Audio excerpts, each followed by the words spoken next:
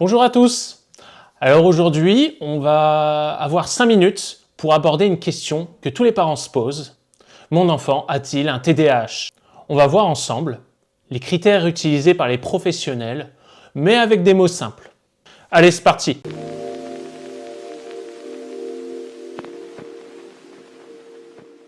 Attention, cette vidéo ne fait pas office de diagnostic. Au moindre doute, rapprochez-vous d'un professionnel qui, lui, pourra poser un diagnostic. Alors pour commencer, petit rappel, c'est quoi le TDAH? Le TDAH, c'est le trouble du déficit de l'attention avec ou sans hyperactivité.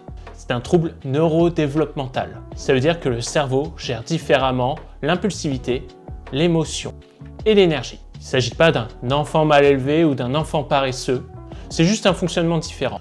Le DSM-5 décrit 3 formes de TDAH. Inattentif, les difficultés de concentration, hyperactif, impulsif, agitation motrice et mixte, c'est le mélange des deux. On va maintenant voir les critères, mais avec des exemples de la vie quotidienne. Pour parler de TDAH, il faut que ces signes soient présents depuis au moins 6 mois dans plusieurs contextes différents. Donc voici les critères. Il se déconcentre très facilement, il commence un exercice et puis 10 secondes plus tard, il passe à autre chose. Il a du mal à rester sur une tâche, finir ses devoirs, ranger sa chambre, tout ça c'est très compliqué. Il semble ne pas écouter quand on lui parle.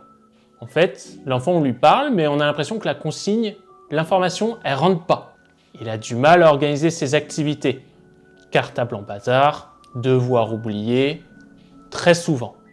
Il évite un effort qui lui demande beaucoup de ressources. Lire un texte, faire ses devoirs, rester concentré longtemps, ça demande une grande énergie et c'est très épuisant. Il perd souvent ses affaires. Cahiers, crayons, veste, tout disparaît. Il se laisse distraire par tout. Un bruit, un mouvement, un rien ne le détourne son attention. Il est oublieux. Devoirs, consignes, règles, on a l'impression que tout sort de sa tête. Ensuite, on a les signes d'hyperactivité. Il a du mal à rester assis. Il se tortille, il a tendance à souvent se lever. Il court, il grimpe partout, même quand c'est pas du tout le moment. Il parle beaucoup, vraiment beaucoup. Il a du mal à se retenir de parler. Il coupe la parole. Il interrompt souvent les adultes ou les autres enfants au cours d'une conversation. Il répond avant la fin de la question. Tout doit être urgent pour lui, c'est tout de suite. Il a du mal à attendre son tour, que ce soit dans un jeu ou dans une file d'attente. Et enfin, il agit sans penser aux conséquences. Il va traverser sans regarder, il va grimper en hauteur. On dirait qu'il n'a pas trop de notion du danger.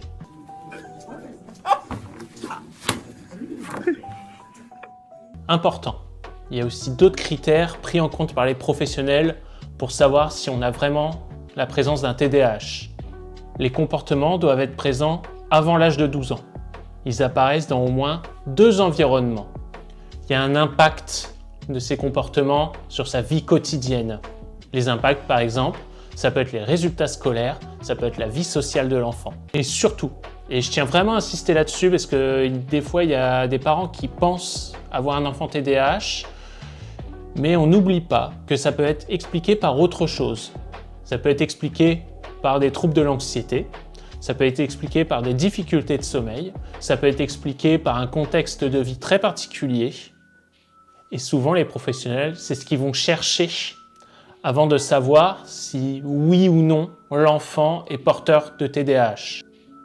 Notamment pour repérer tout ce qui est troubles du sommeil, ça peut être ophtalmique, ça peut être auditif. Ce que les parents peuvent faire, si vous vous reconnaissez dans ces étapes, voici la procédure à suivre.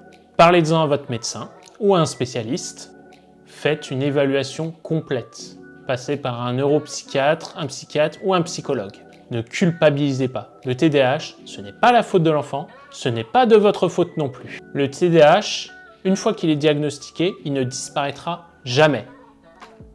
Il y a 2 solutions pour vivre avec, la médicamentation et la psychoéducation.